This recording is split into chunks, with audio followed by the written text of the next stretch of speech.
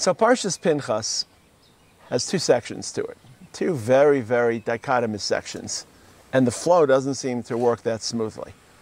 The first section, writ large of Parshas Pinchas, surrounds Moshe's impending retirement. He heard about his dismissal, we could say, in Parshas Chukas, but now after the whole Pinchas episode, for some reason it becomes obvious to Moshe, it becomes more real to Moshe Rabbeinu, and heroically, he doesn't worry about his own affairs, his own legacy, his children, his own davening to rescind the Gezerah. That will come in Parshas Veschanan. But his first thoughts are, who will replace me? Who will lead the people? It's probably one of the most poignant scenes of Moshe's dedication, to summon that type of selflessness, to hear about your passing, and to be so concerned with your successor, less with your own needs. It's a portrait of valor and bravery and commitment of Moshe Rabbeinu. And HaKadosh Baruch Hu selects Yehoshua. Yehoshua is appointed. There's a coronation, a lot of pomp and ceremony. And then there's an abrupt shift. And the abrupt shift is to this whole world of Korban Musaf that seems very technical, seems a bit out of place. It belongs in Vayikra, it doesn't belong in Bamidbar. It's probably what lends Parshas Pinchas its fame, because we read Pinchas, of course, during Parshas Pinchas, but every Yom Tov, every Rosh Chodesh, every Shabbos, when we recite, both in our Tfilos and in the Maftir from Parshas Pinchas. But it's a strange juxtaposition of Moshe's succession and the Korbanos. So Chazal sends this non sequitur, and the Sifri tells the following story. Woman, princess, queen, about to pass, concerned with her children's welfare, instructs her husband furiously about all of her children's needs when she's gone. Husband, king, turns to wife and says, why are you only instructing me? Instruct them about their obligations to me. Similarly, HaKadosh Baruch Hu at a certain point looks at Moshe and says, why are you only commanding me? And again, Moshe speaks in ways that are very frontal. Yifkod Hashem Elokei Ruchos L'chol Basar. He doesn't say nah, he doesn't daven. Of course, this is a tone that tzaddikim employ when they're worried about the larger picture, the collective. Moshe Rabbeinu davens for himself, for his family. Kel na rafana lab. When he davens for Am Yisrael, Vayichal Moshe Pen Hashem Elokav. Chazal say it's almost as if he took HaKadosh Baruch Hu by the neck, by the collar. Betzavar. So kivayachal. So Moshe Rabbeinu says Yifkod Hashem, and he's commanding HaKadosh Baruch Hu about the needs of the Jewish people. Hashem says, instruct them. Now, the Medrash per se sounds a little bit petty. It's petty in the parable. The king says, stop worrying, stop instructing me, instruct them, tit for tat. It's even more odd when you superimpose this parable to HaKadosh Baruch Hu. HaKadosh Baruch Hu has a certain intolerance, he's got a certain limit, stop instructing me. It just seems very odd. It has to be reinterpreted, it has to be reworked a little. And I think it's not HaKadosh Baruch Hu retaliating and says, well, they have to carry some of the load. It's more of an educational moment. It's very easy to see growth as top-down. And who are the leaders, and what miracles are they performing, and what staffs are they holding, and now that Moshe has departed, who will take the next shift, and who will be the next charismatic leader. But at a certain point, you have to empower people as well. And especially as they're shifting from Moshe Rabbeinu's regime, administration, to Yehoshua, and especially as they're shifting from the supernatural world, which they are dependent on Hashem for their daily needs, into more of a routine national experience, people have to shoulder the burden.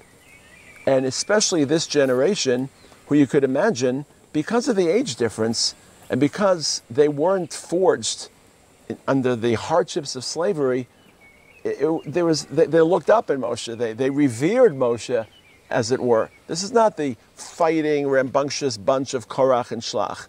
These are, as we say in Israel, Yela Tov Yerushalayim. These are good schoolboys. Even their mini insurrections in Chukas are all very, very small scale, and they're dealt with quickly.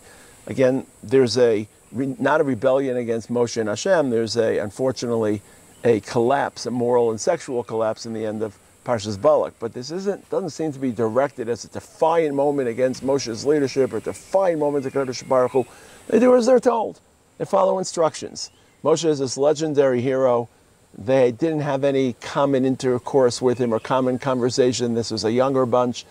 And now they're entering Eretz Yisrael, and they have to be emboldened, not enfeebled. They have to be empowered, not disempowered.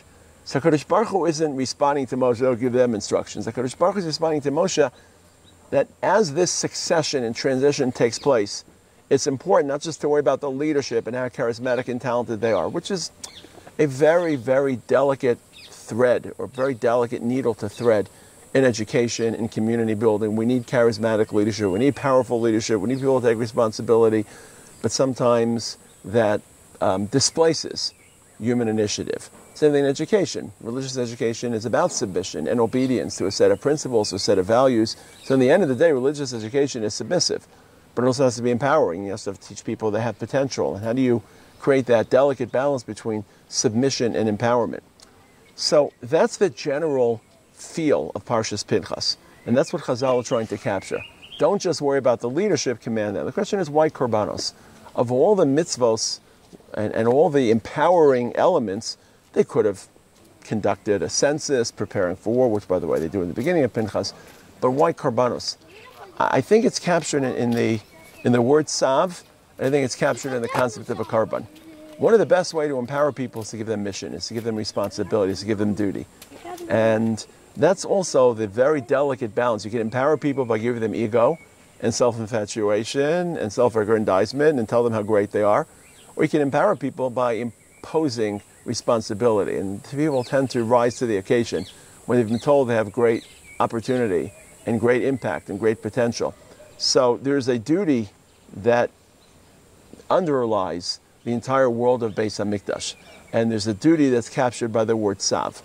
And when a person brings a korban, he's fulfilling his duty to HaKadosh Baruch Hu. So he doesn't empower them by speaking about Eretz Yisrael, doesn't empower them by speaking of their ability. That will come in Parshas Veschanan, where he talks about the stories that will unfold. He empowers the Jewish people, Tzavas b'nei Yisrael v'yamarta alehem, day in, day out, korbanos, Yom Tov korbanos, responsibility, precision. There's a lot of precision in korbanos in general, a lot of precision in the korbanos and Yom Tov. It's to be exact amount of animals. So the empowerment comes by giving people a sense of mission, of responsibility, of duty, and then people feel that if the stakes of their behavior are high, then they have to rise to the occasion, and they grow through that duty-based empowerment. So it's an interesting read of Parshas Pinchas to compare Moshe's succession to the delivery of these korbanos to Am Yisrael. Shabbat Shalom.